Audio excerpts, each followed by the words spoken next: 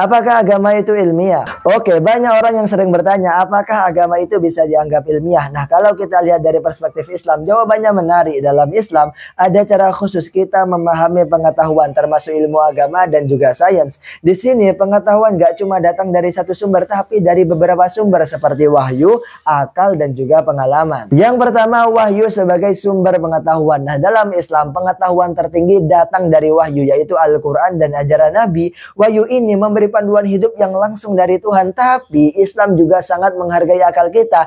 Nah, kita sendiri dianjurkan untuk mikir, merenung, dan menggunakan logika untuk memahami alam semesta. Yang kedua, agama dan juga sains itu saling melengkapi. Menariknya ya, dalam Al-Quran banyak sekali ayat yang mengajak kita buat mengamati alam, seperti ayat-ayat yang bicara tentang penciptaan langit dan juga bumi, atau tentang proses hidup kita sebagai manusia. Ini menunjukkan bahwa Islam gak bertentangan dengan sains, malah Islam mendorong kita untuk belajar dan juga meneliti alam semesta ini. Yang ketiga, agama bicara hal yang gak bisa dijangkau oleh sains. Meski begitu, agama dan juga sains punya perbedaan. Sains hanya bisa menjawab hal-hal yang bisa diukur seperti fenomena alam atau teknologi, tapi agama memberi jawaban tentang hal-hal yang gak bisa diukur kayak Tuhan, jiwa, dan juga akhirat. Ini adalah wilayah pengetahuan yang gak bisa dijangkau oleh sains. Yang keempat, Islam mengajarkan untuk mencari ilmu. Dalam Islam, mencari ilmu itu wajib, baik ilmu agama maupun ilmu dunia. Banyak ilmuwan besar dalam sejarah Islam kayak Al-Ghazali dan juga Ibnu Sina